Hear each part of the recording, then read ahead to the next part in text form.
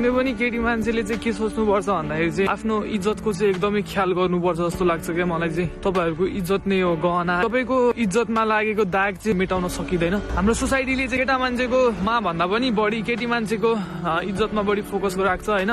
तपाईँको इज्जतमा यत्रो सानो कुरा आयो भने पनि त्यो कुराले चाहिँ तपाईँलाई पछिसम्म नै असर पर्छ क्या। त्यही भएर तपाईँ चाहिँ छोरी मान्छे हो, तपाईँले आफ्नो इज्जतको ख्याल गर्नुपर्छ। कुन ठाउँमा कसरी हिँड्नुपर्छ, कुन ठाउँमा कसरी बोल्नुपर्छ, कोसँग कस्तो व्यवहार गर्नुपर्छ, कोसँग कस्तो रिलेसन राख्नुपर्छ, तपाईँहरूले सबै कुरामा चाहिँ ध्यान पुर्याउनु पर्छ क्या। तपाईँहरूको यत्रो सानो मिस्टेकले तपाईँहरूको जिन्दगी बर्बाद हुन्छ। त्यही भएर तपाईँले चाहिँ धेरै कुरा सोचेर हिँड्नुपर्छ। तपाईँको पास्टको सबै कुराहरू एक्सेप्ट गर्न नसक्ने कुरा पनि हुनसक्छ। पास्टमा जे भयो त्यसलाई बिर्सिदेऊ भन्ने होइन कि पास्टमा गरेको गल्तीले भोलि मेरो फ्युचरमा चाहिँ कति असर पार्छ भनेर तपाईँले त्यो बेला पनि सोच्नुपर्छ जस्तो लाग्छ मलाई चाहिँ। धेरै कुरामा तपाईँहरूले विचार गर्नुपर्छ। तपाईँहरू हिँडेको बाटोमा चाहिँ धेरै मान्छेले नजर राखिरहेको हुन्छ अनि त्यहाँ चाहिँ तपाईँहरू कसरी सचेत हुने भन्ने कुरा चाहिँ तपाईँमा भर पर्छ।